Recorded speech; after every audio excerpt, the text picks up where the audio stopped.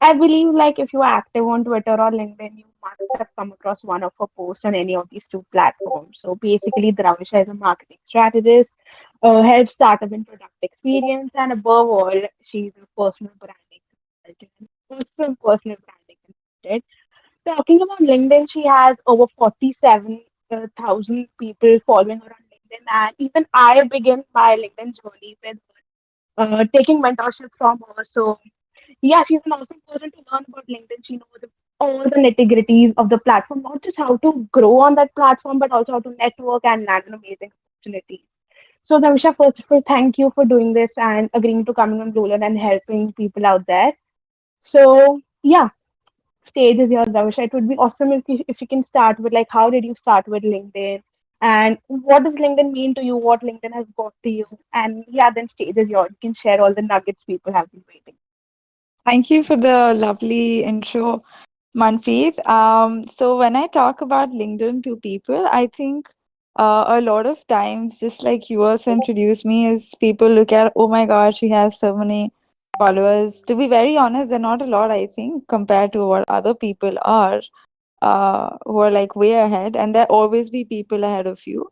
But I think it's not about the following, it's about how you network.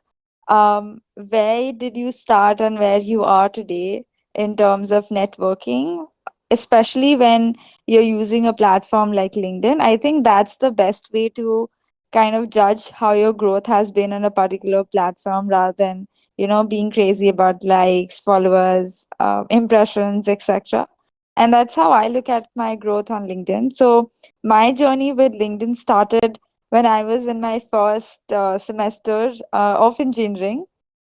And I had absolutely no clue what LinkedIn is. And it was, I think, mandatory for us students to be on LinkedIn. It was just a placement cell guideline for us. And I was like, okay, maybe I'll find something here. And I was absolutely clueless when I joined LinkedIn.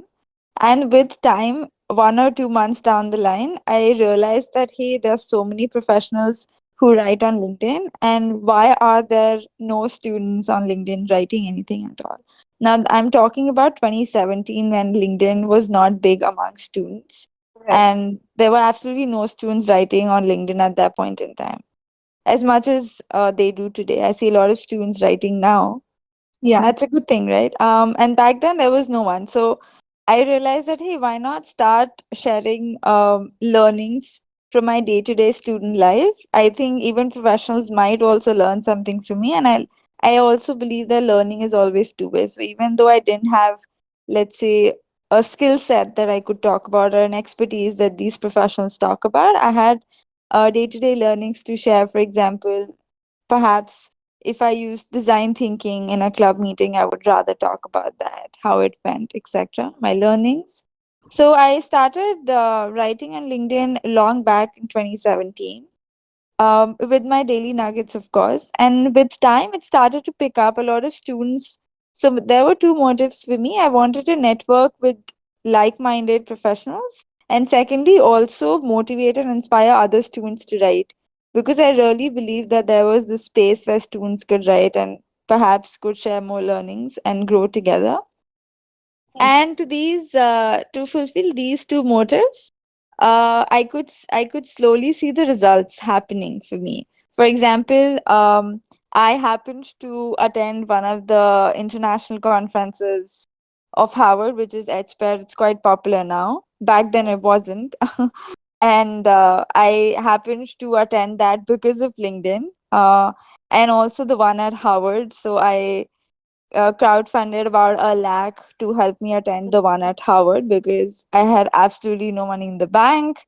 And so LinkedIn sort of made it happen for me, and all the people in my community came together, supported me. And also in terms of networking, from what I see, like I told you, I started when I was a nobody on LinkedIn, just another engineering student, to today, where I've worked with so many startups. I realized with time when I was working with startups and all of these founders, I connected with them on LinkedIn itself.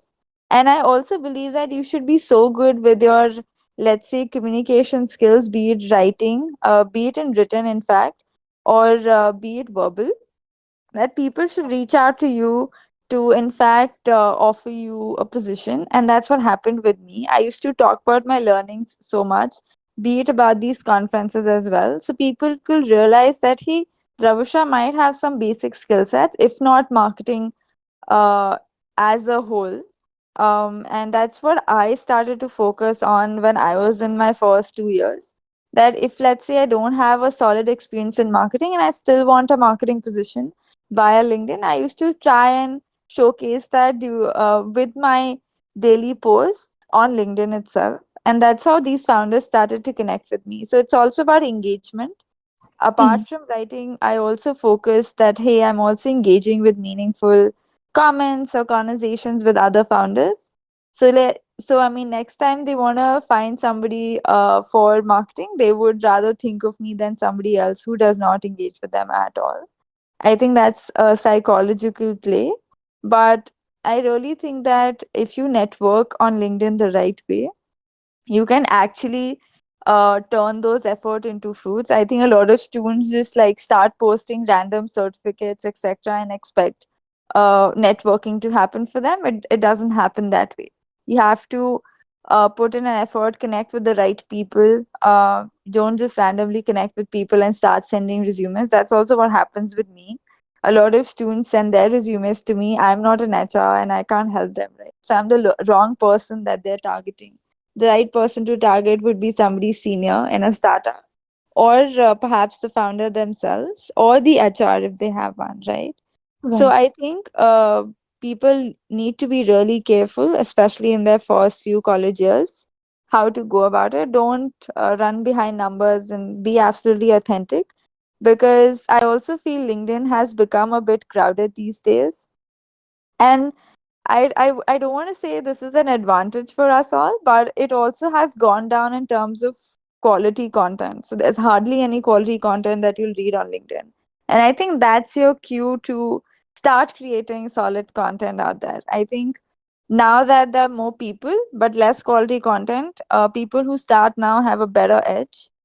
Because back then I had literally absolutely zero students interacting with me, less engagement, but also fruitful networking. So I think the tougher part is networking, the easier part is to get started. And I think that's all we should start focusing on if we were to start our journey today.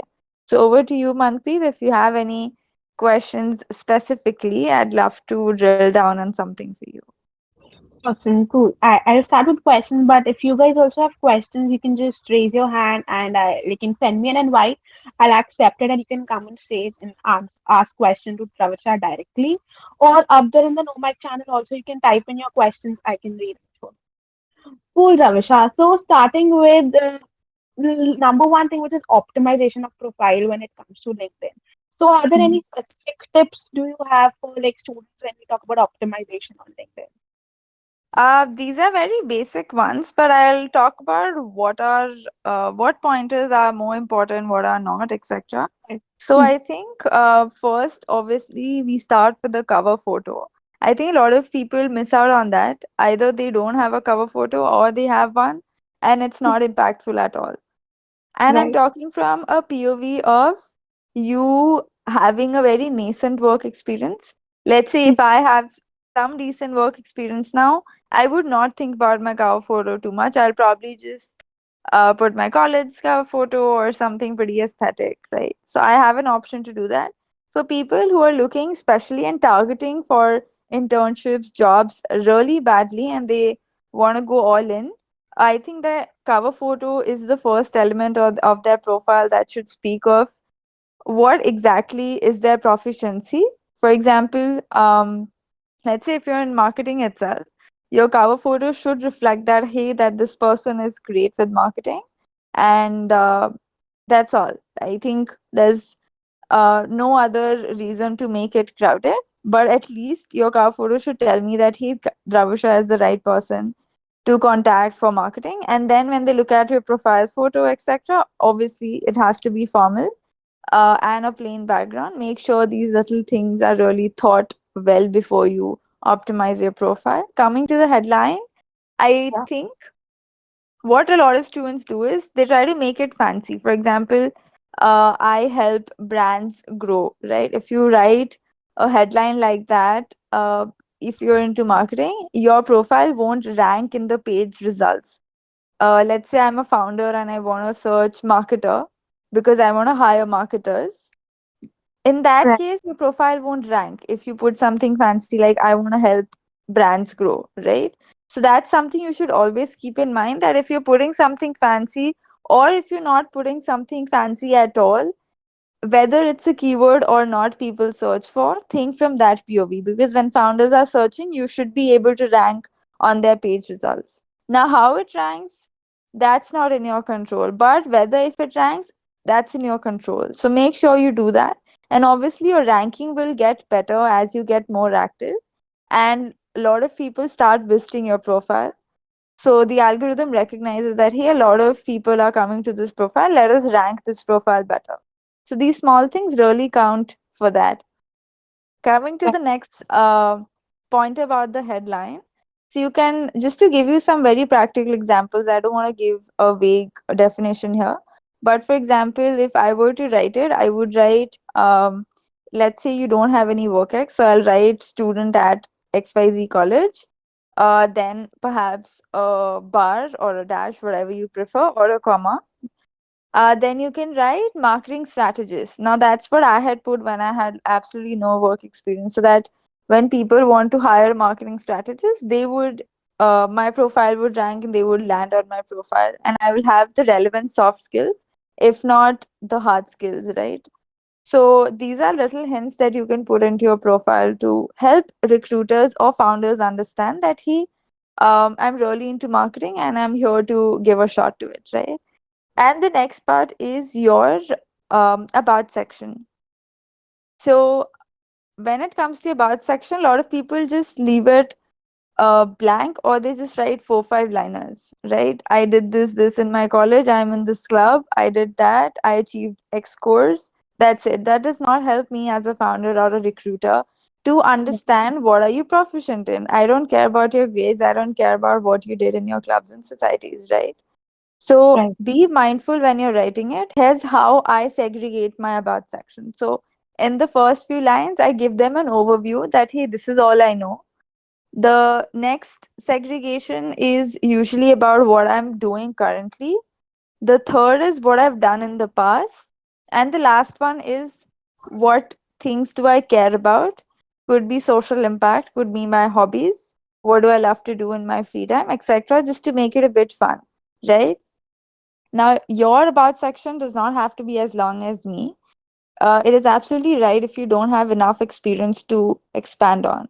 So just write about what are you proficient in and what are you looking forward to do, right? So make sure your passion stands out.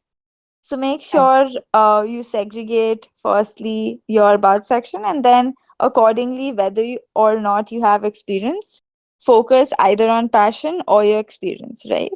Now, the next part of your profile is your experience section, which is very important.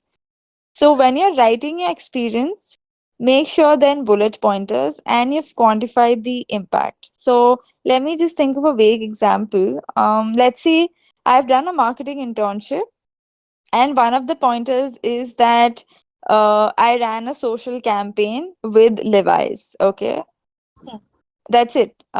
It does tell the person that, hey, I've done something, but whether or not it was fruitful or successful, or whether I'm capable of doing such campaigns in the future, it does not tell them that, right? So how can I tweak this and make it quantified and also impactful is I will rather start with strategize. So I strategized, executed a social campaign with Levi's that led to X conversions and X% increase in the revenue for the company, right?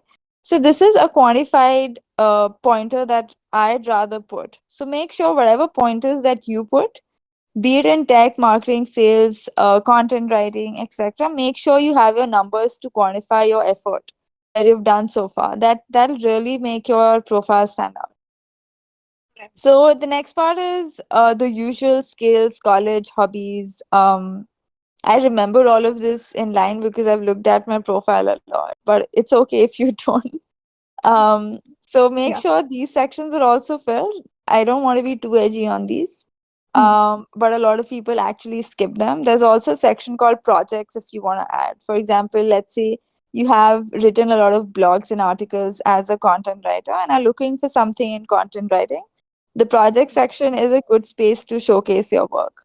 A lot of people also link this in their featured section, which is absolutely fine if you have a good portfolio to show. Otherwise, feel free to skip it. And also, one of the things I really want to mention about the featured section is don't add your resume there. Your profile is your resume. So you don't want to be too pushy that, hey, I desperately need a job.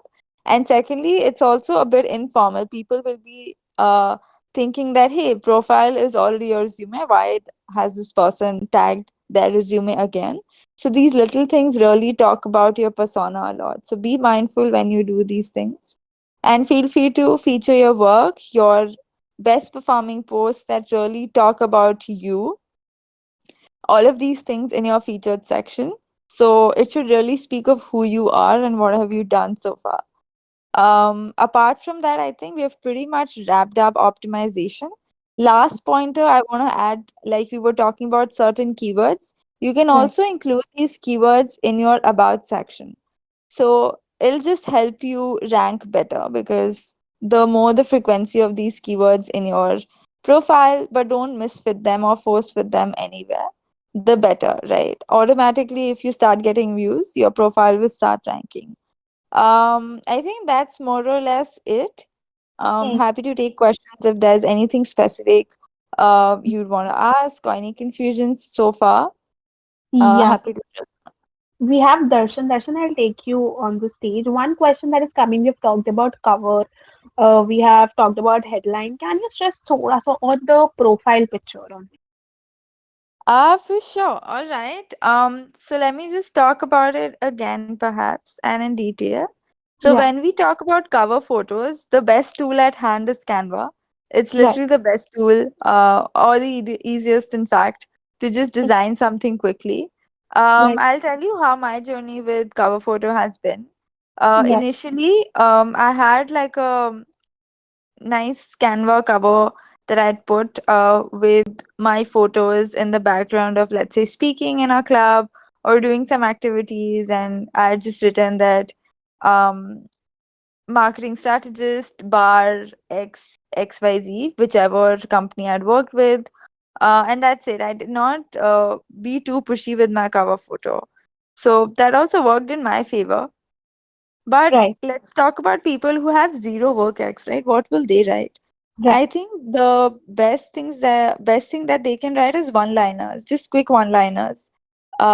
Which is like I gave an example that I love helping brands grow, right? So don't write this in your headline, but rather in your cover photo if you want to just make it creative. Or you can actually also have, let's say, for example, for a while I also had me addressing the delegates of the Harvard US India conference as my cover photo for some time because I wanted to showcase my work there because I was one of the directors. So I put that as my cover photo for a really long time, that hey, I did this, I achieved this. So if you have certain accomplishments like that or decent photos which are formal, you can also make them your cover photo, right? Just to give a decent impact to anybody who visits your profile. These are some options that I'm telling you on top of my hand that I've done so far. right, But drilling back, if you don't have any experiences, feel free to check out some headline covers on Canva, tweak mm, them, add liners, and just use them straight away. Now, if you're struggling for one-liners, they're just a Google away, right? And you can actually pull off really fancy cover photos with Canva. I, right, in fact, learned Canva over the COVID era. I was absolutely a noob designer. And secondly, to talk about profile photo, Canva again helps you do that. You can actually, or in fact, there are online tools as well that can help you get rid of your background in the photo and put something really clean, like a solid color, like white, yellow, whatever you prefer. Solid backgrounds really stand you out in terms of, firstly, it makes your profile neat, and secondly, when you're commenting and engaging with other posts, it mm, helps you stand out amongst other profile photos. People are more likely to click on a photo where, for example, which has a yellow background, right? Because it's bright and it's attractive, rather than a dull background where they're just um office or like candid or like normal people in the background, just like other profile photos, right? So Right. these little things really add an impact to your profile. And to talk about headline again, you can actually check out my headline to have an idea. That's one format you can follow. Other is, like I said, student at XYZ college, and then you can write marketing strategist, or you can write whatever you're proficient in and whatever position you're looking for. So that whenever founders or HRs search for that keyword on LinkedIn, your profile should rank.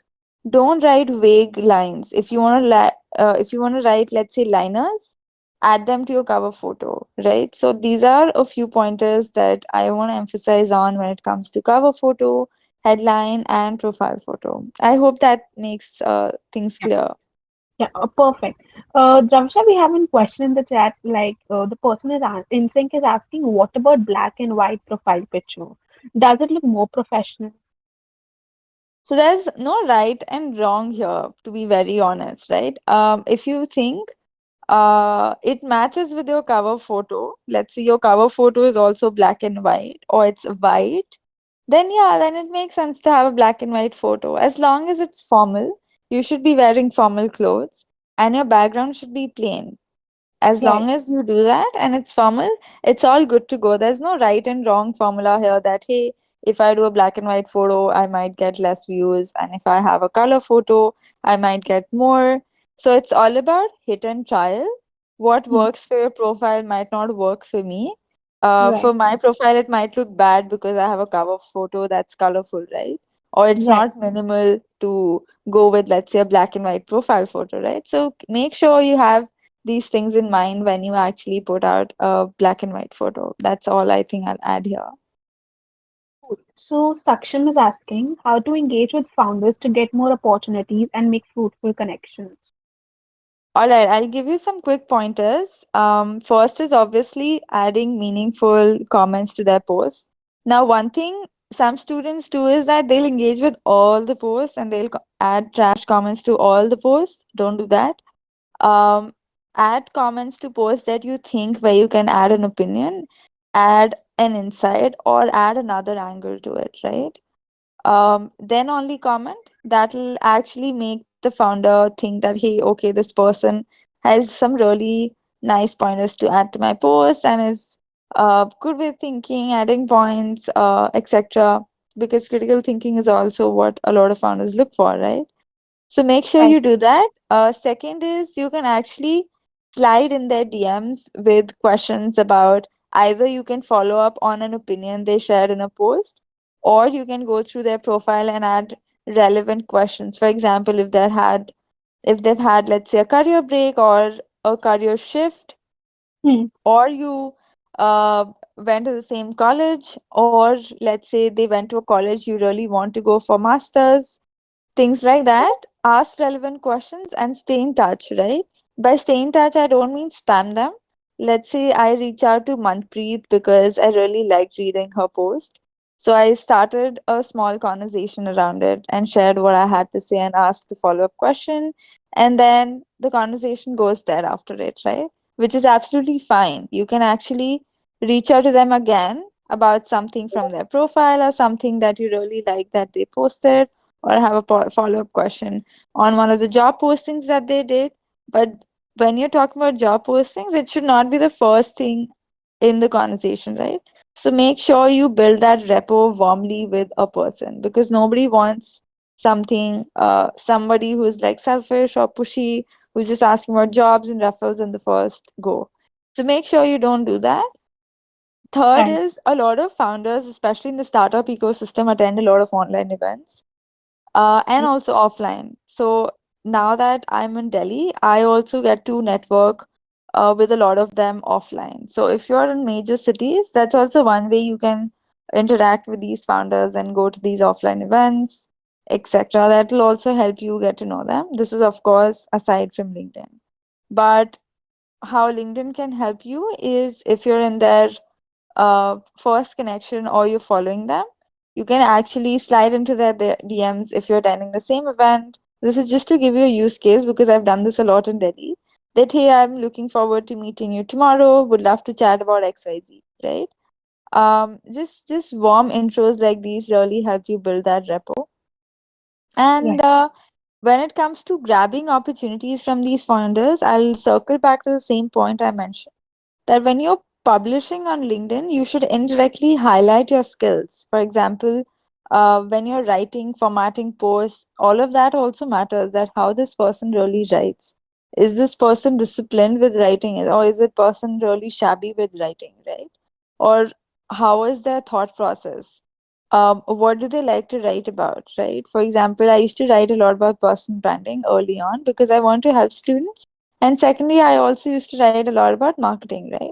So these founders and students, which both of them were my TG, I started to have most of my followers from these TG, right? So decide what your TG is first, and you can break it out into two things, which is the first TG is that the TG you want to help, and the second TG is the TG that you want to impress. So in my case, the first one was students, of course, and the second one was founders, HRs, etc., the people I wanted to work with, right? So that's something you can do before you actually go on about networking with these founders and actually go about publishing on LinkedIn. So remember these things, and yeah, you're good to go.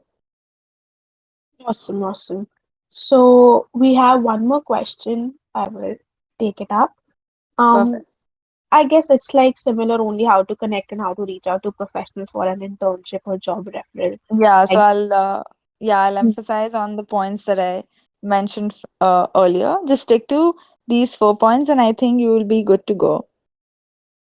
yeah, cool. So there's a specific question for Anish which Rahul is asking. What point should be taken care of if I'm in video editor, as posting content with video decreases the reach?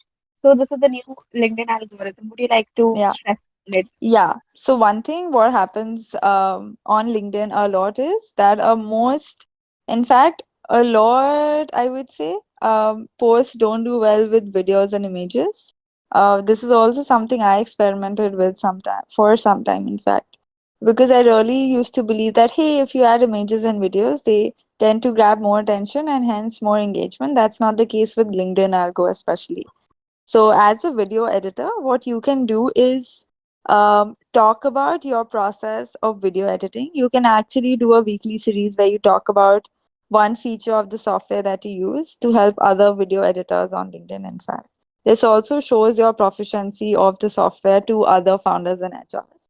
Another thing is that if you love making videos, you can actually remake videos in your own style of your favorite ads. That's one way you can showcase your skill. And also, don't add it in the post itself, just add the link in the first comment so that your post gets visibility. And if people want to look at the video, they'll just go to the first comment, right? These are just some quick tricks you can do. Another thing is that you don't have to always talk about video editing. You can also talk about your personal growth. Because I feel that when people have finally found a domain that they like to be, they just tend to get all into it. Like if I, let's say, love marketing, I wouldn't want to write a lot about marketing. Initially, I used to, but you also want to keep your content diverse to attract all kinds of audience. So make sure you keep that in mind and do a mix match. So one is video editing and second is personal growth. Both are the things you can really capitalize on. So yes, I hope that answered your question. Just remember not to add the video on the post and link it in the first comment. Right. So, Dravisha, talking about videos, like this is something I read recently according to the LinkedIn Accelerator program, the new Hmm. algorithm which LinkedIn is Yeah, going to promote. I guess the videos are going to get more reach. They're going to promote more videos. they're Like, if, trying to change it, yes, but it hasn't happened yet. Yeah. yeah, yeah, yeah. Yeah, absolutely. Okay, so one more question. A lot of beginners on LinkedIn just send connection to a lot of people. Would you recommend doing this?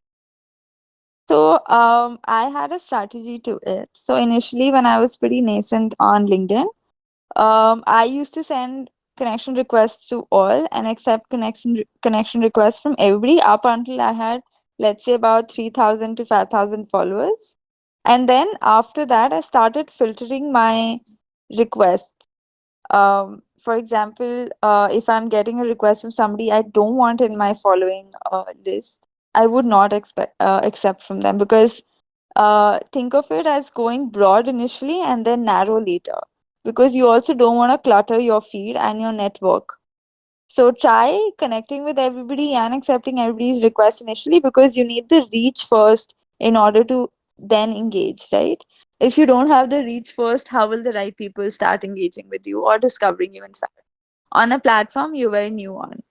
So I think stick to that up until 5,000. You can also change your CTA button, which is um, on most of the profiles, it is connect. You can also change it into a follow button. So people will directly follow you before connecting with you. They'll have to click on more to connect with you. So that way also you're adding another filter to your network so that people don't easily send you connection requests. So yeah, stick to this. No hard and fast rule again, but I would recommend that you go broad first and then narrow it down.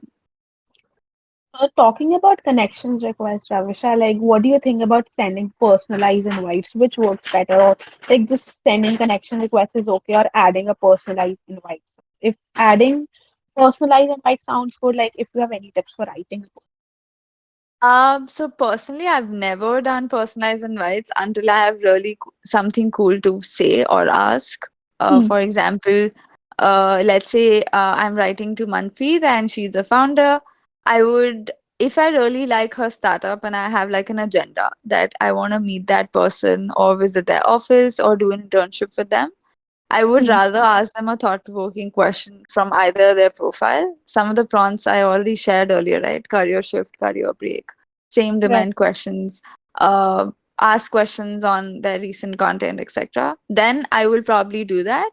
That's something really cool. I think people can do on LinkedIn, but what they end up doing is sending five-liners to everybody. Hi, great connecting with you. Looking forward to learning with you, etc., etc. That's just very lame.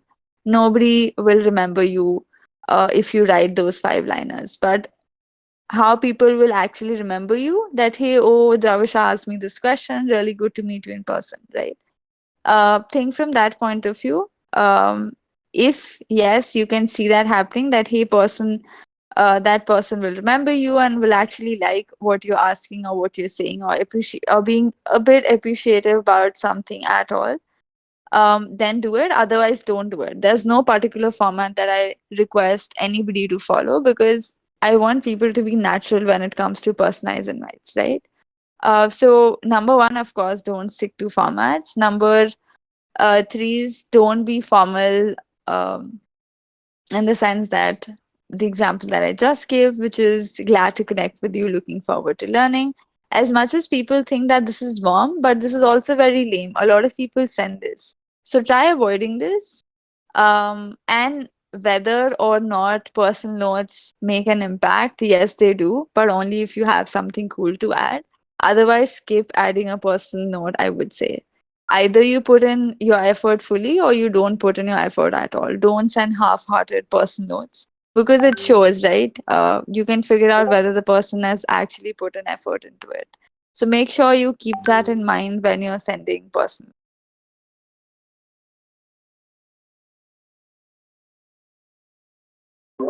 That's all I had to add. I'm not sure if you can hear me. Oh, perfect. No worries.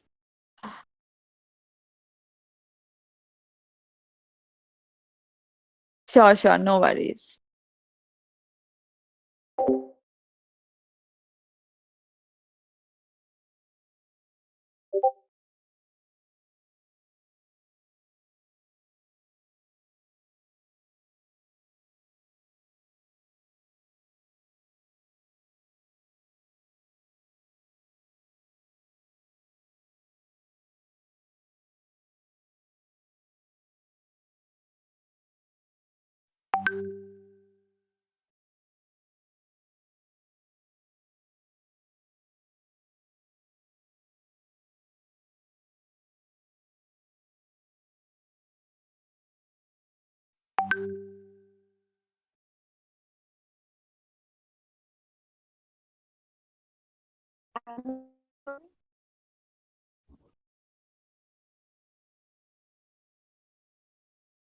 Dhruv, am I audible? Yeah. You're audible, yeah. At the net crash. No Yeah, worries. there was somewhere we ended up personalized invite, right? Yeah, we ended on that. I can take one last question before we wrap up. Anything pressing that you want me to drill down, feel free to hit me up. Yeah, sure. Like, guys, if you have any question or want to come onto the stage and ask question directly to Dravisha, you can raise your hand. I'll accept the invite and you can come up, or you can type it in the chat box. Um, okay, so Also, one thing, I'll just yeah, add, if people think that they wanna connect with me later and don't have any questions right now, or are shy of speaking, feel free to either text me on Twitter or Instagram. My LinkedIn is usually cluttered, so I prefer DMs on Twitter or Instagram. My Instagram is personal, so you'll just see random photos of me. So don't mind. But yeah, feel free to text me on Instagram or Twitter. I'm happy to address any questions that you might have.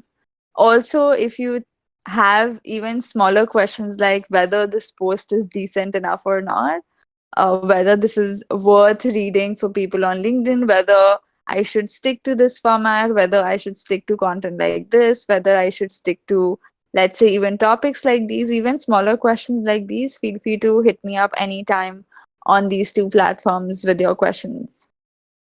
All right. Yeah, and Manpreet, yeah, over to you. yeah, I can assure you like that she'll return back to you with a good answer and for sure a good help with that. Okay, so one thing is like a question is being asked, like we have talked about LinkedIn a lot. So last Yeah. question would be LinkedIn a good platform to develop your personal brand? I think it depends on, I would say, what your agenda is. I shifted to Twitter just like a few months back. And I mostly shit post there. I don't post a lot of content, let's say, marketing related, etc. Um, but if you want to build a personal brand and connect with startup founders specifically, for Indian startup founders mostly, I would recommend LinkedIn. For startup founders, let's say outside India, I would recommend Twitter. So it depends what your agenda is. For me, it's startup founders only. So now I Right. just shit post on Twitter, and I've had the opportunity to connect with some great founders on Twitter. They're just a DM away, to be very honest. So make sure you're reaching out actively and setting up coffee chats. You can also do no agenda virtual chats just to get to know our other founder, right? I mean, uh, no harm in setting up 15-minute calls and reaching out. The worst that'll happen is they'll say no, but at least some of them will say yes, right? So that's what I do actually on Twitter. I make sure I set up a call with at least one founder I'd love to know and I really learn from.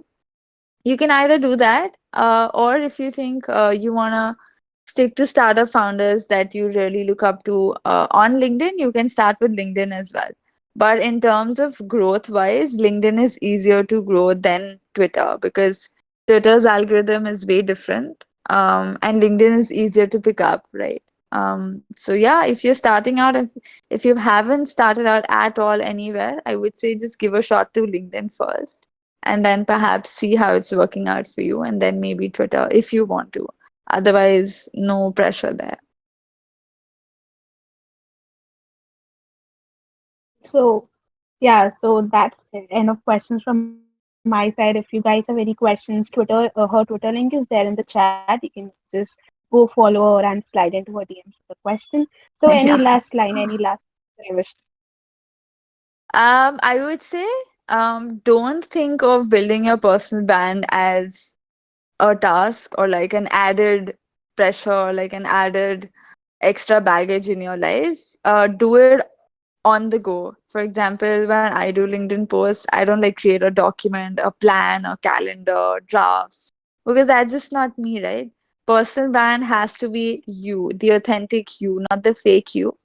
So make sure, and even if you think that you're not comfortable to write on the go, take the weekend, Hmm. brainstorm, think what you're comfortable writing about the coming weekend, and just like make notes of the post before you even flesh it out, right? Don't plan it, but just do it on the go, right? Because I don't want people to think of it as an added task.